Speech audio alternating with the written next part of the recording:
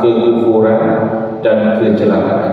Asalnya ahli maksiat dahulu tak mustahil bila tidak bertaubat membawa kepada kufur. Dia sudah berbangga dengan maksiat dia. Dulu mungkin malu-malu lagi, sekarang dia sudah kata apa masalah, apa salahnya berzina, kan suka sama suka, bukan rokok pun. Kalau rokok ialah salah, dia tak konsep. Ini tu consenting adults, dua orang dewasa suka sama suka, apa salahnya? Bila nak pergi kepada apa salahnya, itu sudah bawa kepada kufur. Berzina itu dosa, menghalalkan zina itu kufur. Faya majaba kaifa yuwafaqu li ta'ati man huwa fi syu'min wa qasawatin. Alangkah ajaib bagaimana boleh diberi taufik untuk melakukan taat orang yang berlumang dalam kesianan dan juga kekerasan hati. Wa kaifa yu'amil khidmati man huwa musirun 'ala al-ma'siyati wal jahwati. Bagaimana dapat diseru orang itu berkhidmat kepada Allah sedangkan dia menekani melakukan maksiat dan dia bersikap dingin terhadap Allah Ta'ala. Wa kaifa yuqarrabu wa kaifa yuqarrabu lil munajati man huwa al-tikhul bil aqzam wal najasah.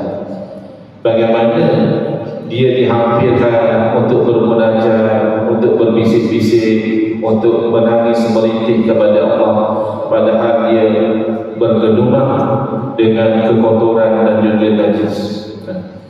Orang sesama manusia pun, dan kalau nak bermesra kan kita bersihkan badan dahulu bagi bau wangi. Takkan berlemut dengan lumpur, dengan najis. Tadi bau dekok tai lembu tu nak bermesra dengan isteri, itu kita nak bermesra dengan manusia ni. Bila mati dulu apa bau tai lembu ni. Ini kita nak bermesra dengan Allah Ta'ala, nak bermunajat kepada Allah, sedangkan diri kita penuh dengan kotoran dosa dan najis maksiat. Fafil khabari al-sadiqil al-musaddaq Rasulullah sallallahu alaihi wasallam. Dalam perkhabaran dia dikhabarkan oleh yang benar lagi dibenarkan, iaitu Sayyidina Rasulullah SAW annahu qala, bahawa Nabi SAW bersabda, idza kadaba al-'abdu tanahha 'anhu al-malakani min nahli ma yakhruju min fihi fa kaifa yasluhu hadha lisanu bi zikrillah azza wa jalla. Apabila berdusta, berbohong seorang hamba, maka dua malaikat yang ada di kiri kanan dia menjauh kerana busuknya apa yang keluar daripada mulut dia. Kita tak tahu. Kalau dia gosok gigi, okey lah. Kalau dia tak ada masalah dalam perut dia, tak bawa apa-apa. Tapi malaikat menjauhi kerana busuknya pendustaan yang keluar daripada mulut dia. Maka bagaimana layak lisan yang berdusta tadi tiba-tiba nak zikrullah, itu yang akan jadi payah. Orang yang biasa berbohong jauh dia nak zikrullah, berat.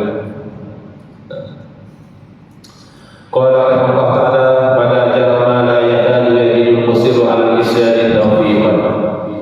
Maka tidak heran hampir-hampirlah orang yang mengekali buat dosa, orang yang langsung tak nak bertaubat itu jarang-jarang dia akan dapat taufik.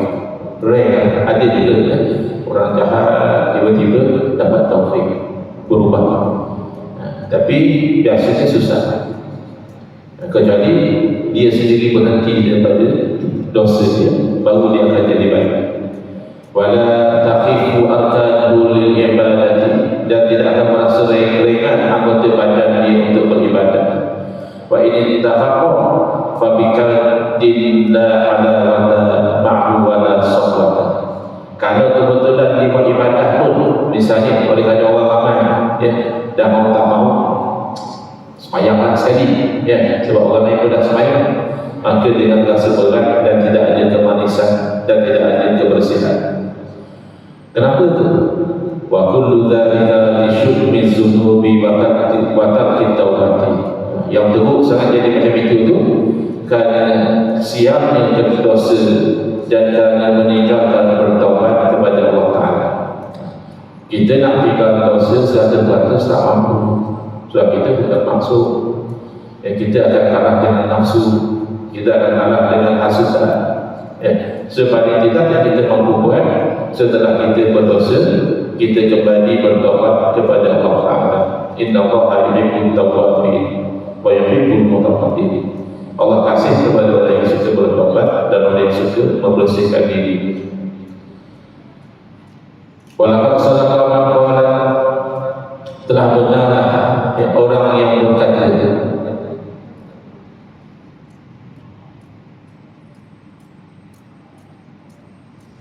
Siapa yang berkata ini? Kalau ikut nota ini adalah daripada Muhammad bin Ali al-Fudail, yakni Al-Fudail bin Ayyab rahimahullah ta'ala. Apa kata dia? Idza lam taqwa ala qiyamil laili wa siyamil nahar fa'lam annaka maqbulun wa qad qabbalatka khati'atuka fa hadhihi hadhihi. Ketahuilah, apabila kamu tak mampu nak qiyamul lail, apa saja pun tak bangun kita. Orang lain bangun solat tahajud, kita tak terkejut. Set jam, cuba usaha. Kalau dah bangun pun tak jadi hebat. Dah bangun dah sempat nak tahajud, ayat handphone dulu. Tak mampu kita. Dan tidak mampu kita nak puasa di siang hari. Orang lain puasa sunnah, bulan Rajab ada yang puasa hari Isnin, ada puasa hari putih, ada puasa hari Khamis, ada puasa. Kita tak mampu. Maka ketahuilah bahawa kamu itu dalam keadaan yang terikat dan telah diikat oleh dosa-dosa kamu. Maka fahamilah hakikat ini.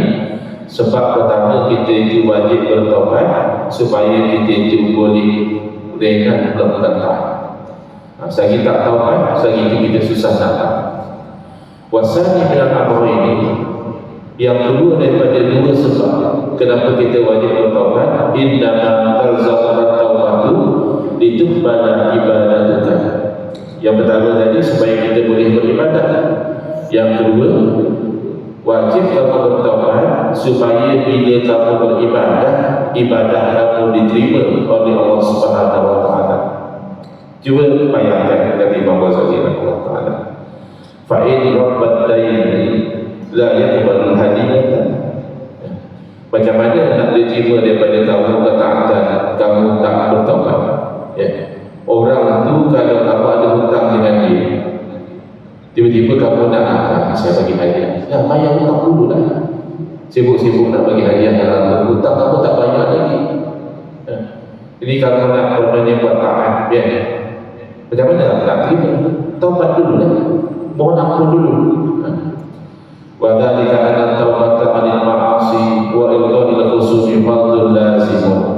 Jadi macam itu, kerana bertaubat daripada melakukan maksiat dan minta halal, minta redha daripada orang-orang yang kita pernah buat dosa, itu adalah kefarduan.